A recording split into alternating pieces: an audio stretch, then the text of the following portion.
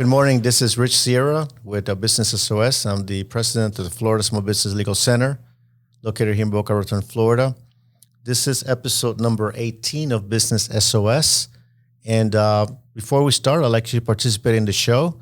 If you have a legal question that you'd like me to address in the show, just please send me an email at richsierra.com. I'll be very happy to, if that question is selected and we select that for the show, I'll go ahead and send you an autographed copy of my book, Business SOS, 8 Common Legal Mistakes Business Owners Make and How to Avoid Them. It's available on Amazon, Barnes & Noble, and you can ask for it at your local bookstores. So at the last episode, I talked about franchises, and in the next few episodes, it's kind of a franchise series that we're going to be talking about. And because I think it is important, there are hundreds of thousands of or thousands of franchises in the United States, but also business owners look at franchising as a way to get into business for the first time. And you see franchise expos all over the country. In fact, there's one in South Florida coming up in the next few weeks. So it is an important topic for you to know. And I want to go, last time I talked about, if you're looking to consider a franchise, what to consider outside of the franchise disclosure document. And I'm going to talk today about the franchise disclosure document. It's also known as the FDD. And this is going to be like a 2 or 3 part series simply because there's so many items that we need to cover in the FDD that I'm not going to have time today on one podcast. But also it just makes it a very, very long podcast. And I want you to make sure that you have the opportunity perhaps in smaller segments to go over these documents. And also in the show notes, I'll have a link to see these documents and where I'm getting the reference from. In fact, I'm using a handout that I got directly from the Federal Trade Commission. It's Franchise Fundamentals. It's taking a deep dive into the franchise disclosure document. I want to make sure that what I provide to you is a source that is an authority source, but also a source you can rely upon. It's not my opinion. It's something that you can also look up and download as well and read up on your own. First of all, let's talk about what is the franchise disclosure document. This is a document required by the Federal Trade Commission that has to be given to you at least 14 days before you sign a franchise agreement or pay any money to the franchisor. These are 23 required disclosures that the franchisor has to make to you, and they're required, they're mandatory, and for you to basically evaluate the franchise. And as I mentioned to you before, these are required disclosures, but that does not mean that just looking at these disclosures will be sufficient for you, in my opinion, to determine whether or not pursuing the franchise might be a good investment, a good opportunity for you. So all I'm doing here is just basically telling you these are required. So when something is required, they're going to give you the minimum. So don't expect that the FDD will give you everything that you need to know about the franchise, and that's sufficient. It is not. So, but I think it's important for you to know the FDD will give you very good information for you to ask more questions about the franchise and the franchisor. On many occasions, when people come to my office and we talk about, they purchased a franchise, things didn't go as well as they planned to. And let's face it, when people come to my office because something just didn't go right. So there are many times that people buy franchise, things go very well. There are many successful franchisors and franchisees. So it's nothing against franchises, but I just want to make you aware that you need to be cognizant and have the responsibility of reading the document and asking the right questions. And that's the reason I'm doing this podcast, is to basically to educate you and to give you additional tools that you have as a business owner to determine, okay, this is the right opportunity for me. Am I asking the right questions? And often, when people ask me, I want you to review the FDD for us and tell me what you think. I'm happy to do it. It's a service that we provide at the Florida Small Business Legal Center, but that is just not enough. But happy to do it. But also I asked the client, I'm happy to review it, but I want you to review it as well and write down questions that you may have so we can actually have a more intelligent conversation. Me reading the document and just pointing things out to you, it's not going to be enough. I want you to review it. I want you to also highlight things that you do not understand, questions that you may have, and then we can actually go ahead and have a more higher level conversation that I think will be more productive for you, the client in this case. Why I do this, and I know I'm dating myself. Back in the 90s, there was a clothing company called Sims, and I believe they're no longer in business. They're closed down many years ago. But one of the taglines they had was, an educated consumer is our best customer. And they sell dress, men's clothing and suits. And using that same parallel, my best client is an educated client. Is when they have an understanding of what the issue is, understanding of contract law, and clearly they're not going to have an understanding at an expert level that I have. Been doing this for 18 years now, but they have an understanding sufficient enough to ask more questions, because by asking those questions, we'll be able to provide better answers and have more depth and be able to help the business owner, in this case you, to make better decisions. So let's go right into it. And I'm going to go over maybe 5 or 6 of these disclosures, simply because there won't be enough time, and also want to break it down into smaller segments. And also in the show notes, as I mentioned before, if you want to have the entire document, I'm going to put a link to it so you can download it. It's right there. It's a public document that you can download at any time, and you can actually review it.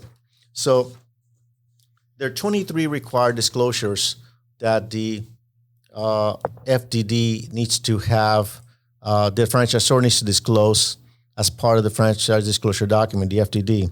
So the first one, there will be the franchisor's background.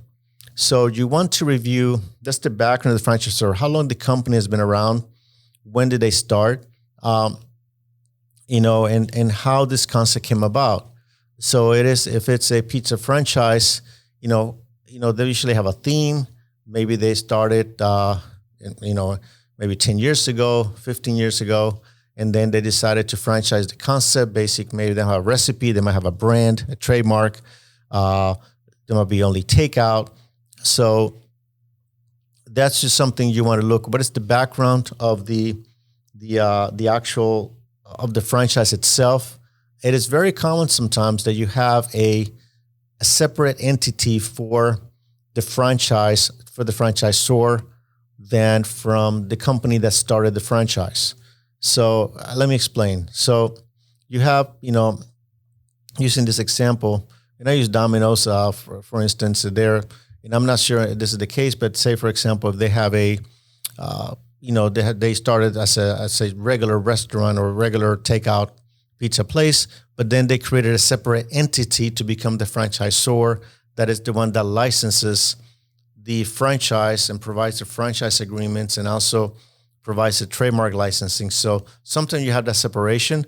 Nothing wrong with that. It's simply you just want to make that when you look at the franchise entity might be newer than the entity that actually created the concept of the franchise.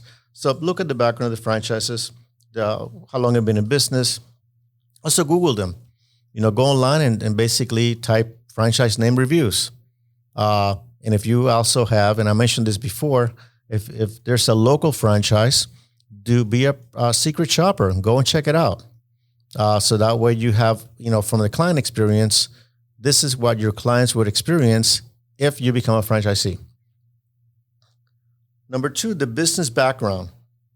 Those are the background of the officers of the franchise. This is very, very important. Nowadays it's easier to get more information, but they have to disclose who are the officers of the franchisor, who owns the franchise, the franchise entity, the background, their degrees, their experience, where they came from. All that information has to be disclosed as well in the franchise disclosure document. But also you have the ability to go and check out those names on LinkedIn. So don't just rely exclusively on the franchise, on the FDD, but just go ahead and do your due diligence, as I mentioned that before, and just type those names and check them out. Okay, so you'll have that's item number 2 on the franchise disclosure document. Uh, Item number 3 is litigation history. This is very important because one of the things that they have to disclose is whether or not the franchisor or any executives have been convicted of any crimes. They have to, whether or not they have been liable for any type of breach of contract claim, whether a lawsuit has been settled. And it's not uncommon for a franchisor to be in some type of litigation, especially if they've been around for a long time. So that in and of itself is not to now be deterrent for you to pursue a franchise business. It is very common. But it's also important to know, and that's where the attorney can help you, when you see some litigation listed there, you got to find out a little bit more. They're going to provide the minimum. The FTD is basically a required document, so they're not going to give you a long list of everything that happened in that lawsuit, who sued for what.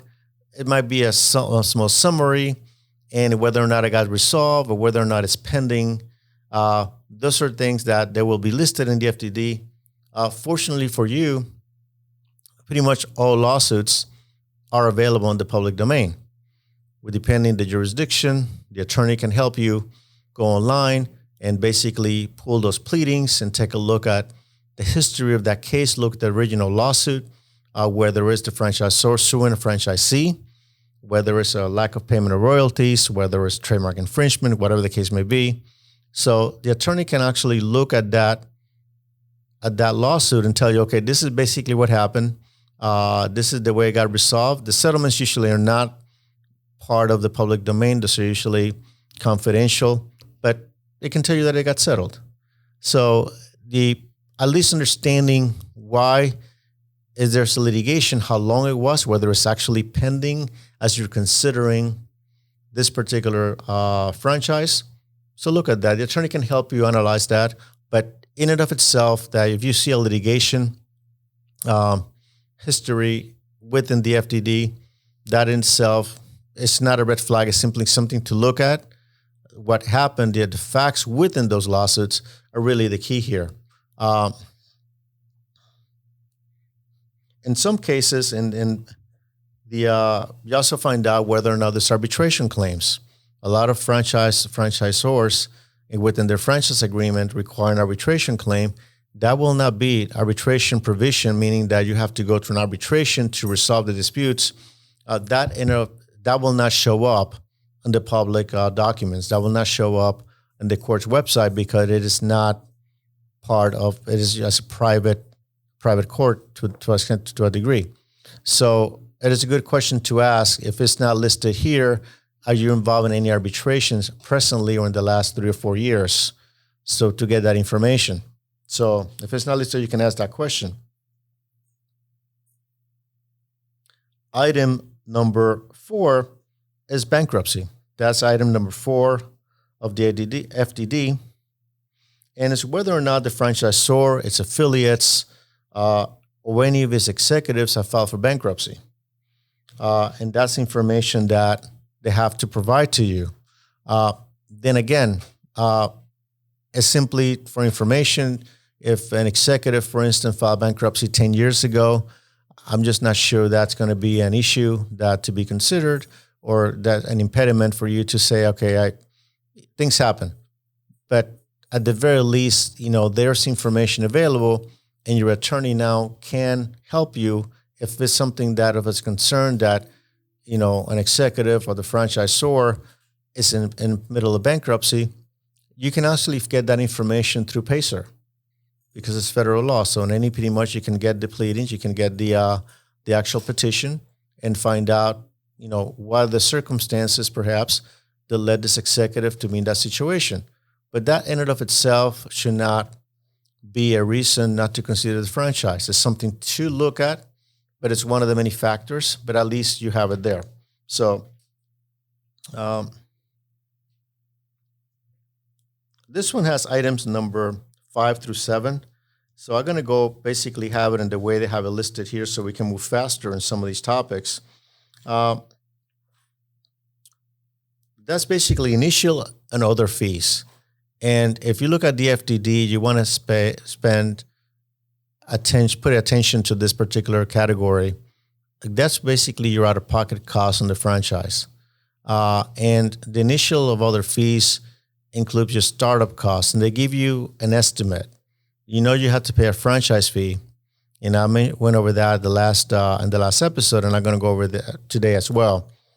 Usually, and this is something that I have a problem with franchises, is that they're required to pay, for the most part, a franchise fee that is non-refundable before you actually get a lease agreement and before you actually have the opportunity to evaluate the franchise fully. And that's usually non-refundable. In some cases, I've seen franchise fees can be $5,000, $10,000, but in some cases I've seen in $50,000 and above, depending on the franchise. And in my opinion, when the FDD is just not, it's a good baseline to do some due diligence on a franchise, but it is not necessarily it's not sufficient for you to really say, okay, I read the FDD, everything looks good, I'm going to go forward with it. There are a lot of considerations aside the FDD that you need to keep in mind when you're looking at a franchise. So, and I'll give you an example. So you have a franchise fee. Is it refundable, non-refundable? I'll tell you the franchises that I've seen, for the most part, they're non-refundable franchise fees. And they say they require this in order for you to begin to look for a lease, look at location. Unless this is a service business that does not require a retail location, does not require an office or some type of brick and mortar store. For the most part, you will have a location that you'll have to lease. So in some cases, they say, okay, you go ahead and you pay the franchise fee. You have 90 days to find a location. It just does not make any sense because your location is really one of the most important decisions you're going to make in opening your business, whether it's a franchise or whether it's any other business that requires a storefront.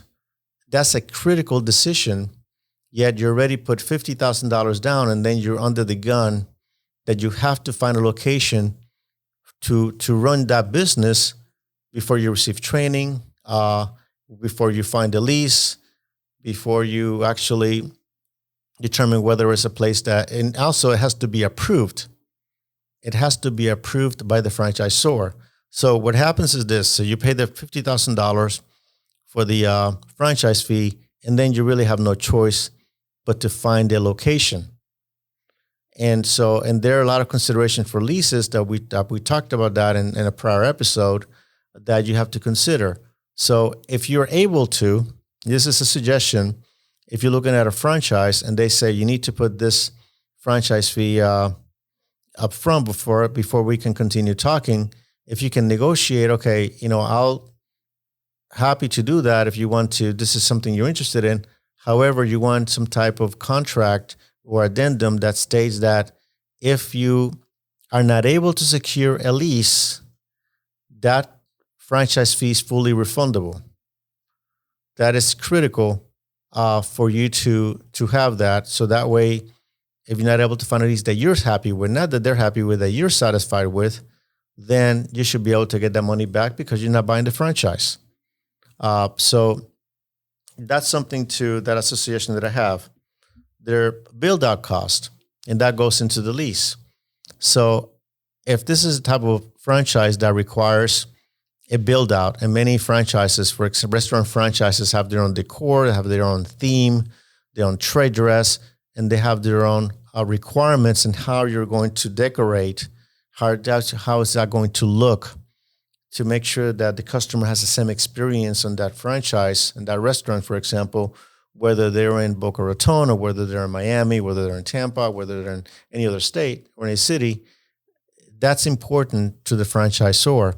And that's what you're buying. You're buying that system. You're buying that marketing system. You're buying the trade dress. You're also buying that familiarity. And you're also buying the ability and to tap into the national advertising that this franchisor does. And then the name recognition that when somebody sees a McDonald's, logo, whether in Boca or they're in Minneapolis, they know what they're going to expect.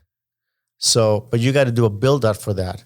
So if you're looking at a lease, then you have to not only talk to the landlord, you also need to talk to a general contractor to give you an estimate of what it's going to cost. So that's part of that items number 5 and 7 of the franchise disclosure documents. You're talking about initial inventory. You're talking about signs, equipment leases, rentals.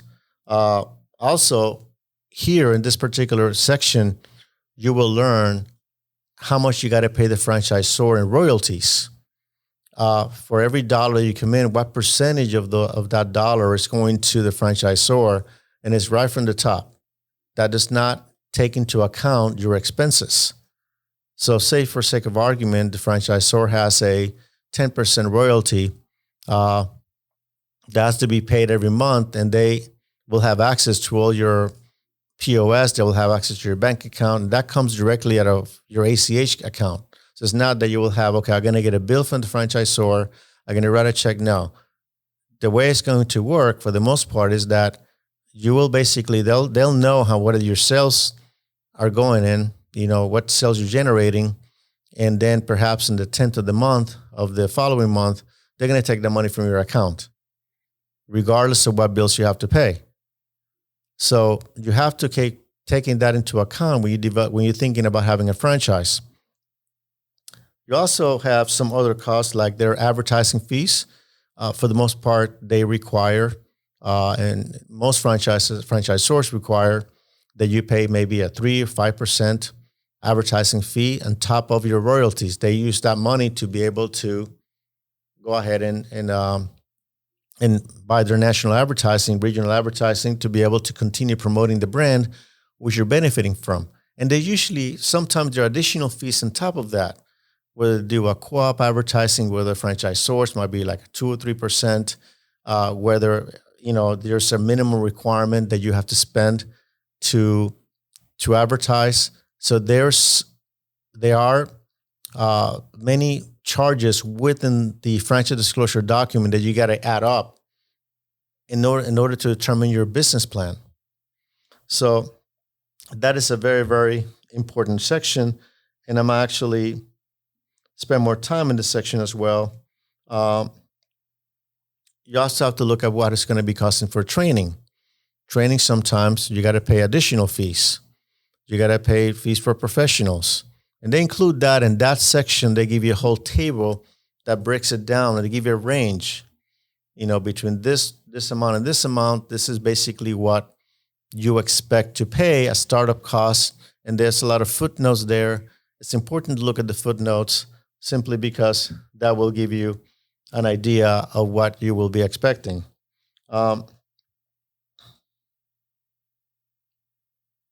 I think that one of the things that the franchise, I've seen this on only one FDD, and I'm going to close with this point before, and then go into the next segment the following week. It's important to know what is the average cost of the sale. And I've only seen this in one FDD that I saw recently. And it's important to know that what is the average, not the average cost, but the average ticket sale for the item that you're selling.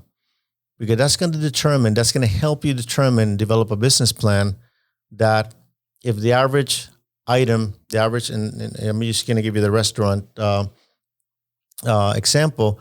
If the average ticket is about, $50 or $60 per ticket per order, then how many of those orders will you need to meet your expenses, lease agreement, to meet your insurance requirements, to meet all the infrastructure that you got to build in order to be able to operate this business. So it's important to know that. And sometimes it's including the FDD, sometimes it's not including the FDD. Inventory, whether you can buy it outside of the franchise or within the franchisor. In most cases, any inventory that is something that is consumed, that is given to the customer, you will only be able to buy directly from them or their suppliers. So those are the things you need to do. So you got to spend a great deal of time in this section. So for today, we went over 5 items, actually 5 to 7, but I basically did it up to 5. So you have the franchisor's background, the business background, litigation history, the bankruptcy, and whether or not it's bankruptcy and the initial and other fees of the FDD, and those items 5 to 7. Next week, I'm going to go over territory, restrictions, suppliers, advertising, and some other items. But I think for today, this is good. I will have this information came straight from the Federal Trade Commission website. I'm going to put a link in my show notes, so that way if you want to go and take a look at it, you're welcome to download this document as well. And if you want a link, you want to send me an email to rich@richsierra.com. I'm happy to give you the link and you can download it yourself. Again, the more information you have about franchises, if you're thinking about going into one, the better prepared you will be and the better questions you're going to be able to ask, and you're going to have more of a benefit when you talk to an attorney about, listen, I'm considering going to this franchise.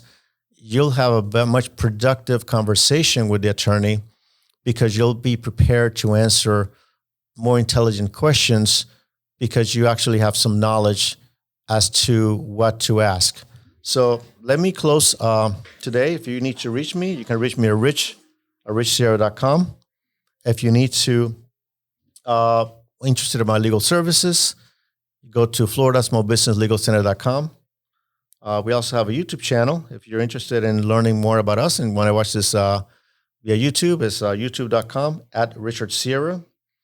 If you want to, interested in, give us a call. Number is 866-842-5202.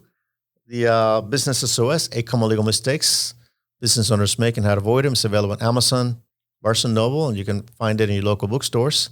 If you like the podcast, please follow us and give us a review. And you can also share it with your friends. Remember, until next week, this is Rich Sierra with the Florida Small Business Legal Center.